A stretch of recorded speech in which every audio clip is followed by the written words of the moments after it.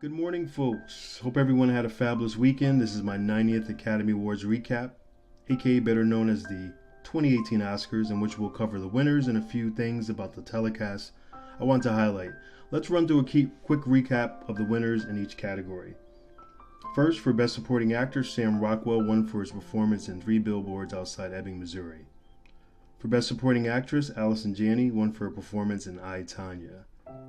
The Oscar for Best Actor went to one of the finest actors of this generation, in my humble opinion, Gary Oldman, for his portrayal of Winston Churchill in the film The Darkest Hour.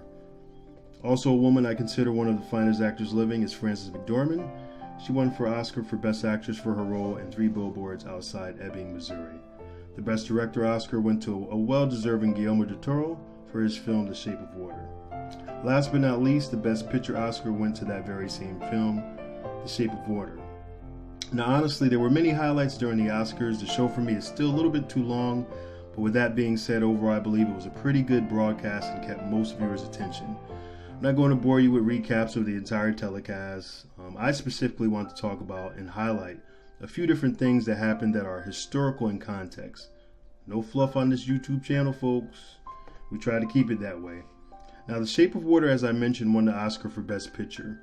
An incredible film and work from the entire cast, especially Octavia Spencer, who was also nominated for an Oscar this year for Best Supporting Actress. The Shape of Water made $126 million, it grossed that much, on a budget of $20 million, which is pretty incredible. Although by the numbers and critical acclaim it is absolutely a success, I want to point out that this marks the first time in the Academy Awards history a film with such a lower revenue has won Best Picture. I believe this is important to point out because we traditionally have seen big budget films or big name films, or both, take the Best Picture Oscar. It was refreshing to see this film win, and also refreshing to see Guillermo del Toro take the Best Oscar nod. Now, previous films that I love of his is 1997's Mimic, 2001's Devil's Backbone, 2002's Blade 2, Pan's Labyrinth, I think that came out in 2006, and 2013's Pacific Rim, which I thought was a dope-ass film. If you haven't seen those films, check them out when you can. Now, we're going to move on to Jordan Peele's film Get Out. First of all, that film was beyond a success. There aren't enough words to describe the film in many levels. We can start at the fact that on a $4.5 million budget, the film to date has grossed $255 million, which is absolutely insane.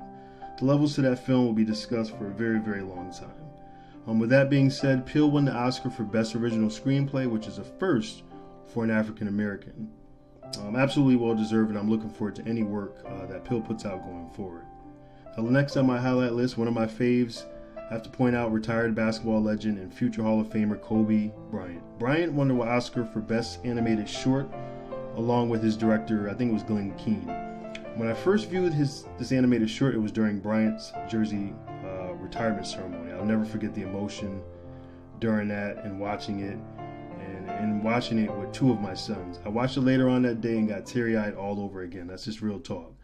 I thought to myself, my goodness, this is something very special. I was spot on though. This animated short deserved to be nominated and deserved to win. Thank you, Kobe Bryant, for a love letter to basketball. It was incredible. Now, last but not least, I want to put the spotlight on the amazing Frances McDormand. Not your conventional Hollywood glitz and glam actress. She's just brilliant. She always is pretty much her quirky true self and always shines through in any of the roles she portrays. I haven't heard many in the media mention this, but McDormand is one of 23 actors to be established as winning the Triple Crown of Acting, which is winning an Emmy, Tony, and an Academy Award. She's actually had that distinguishment since 2015, but to me it's worth re-mentioning. Now, at the end of her acceptance speech, McDormand spoke two very, very important words: inclusion rider. Now, for those that do not know, an inclusion rider is a clause an actor can insist be inserted in their contract that requires cast and crew on a film to meet a certain level of diversity. This is absolutely huge, and McDormand shined a big spotlight on every major actor in the industry.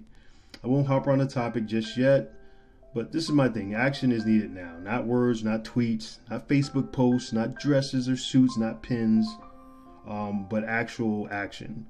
If you believe truly in equality, the big name actors will request and demand this clause. We'll check back on this topic next year. Got to give it some time to snowball. Now, folks, that's my Oscars recap. I don't do fashion. I don't do styles, gossip. I stick to what I believe, in my humble opinion, is important facts, vital to absorb. Remember, knowledge is power always. If you don't know something, research it. Research it and become knowledgeable before you speak. The biggest issue we have in our society is misinformation. People are too lazy to do their own research, so they turn into sheep, absorb false news. Leave any comments below. If you liked the video, I hope you do. I hope you listen to all of it. Most importantly, click subscribe. Thank you for all the new subscribers and views. Just thank you so much, and have a great positive day.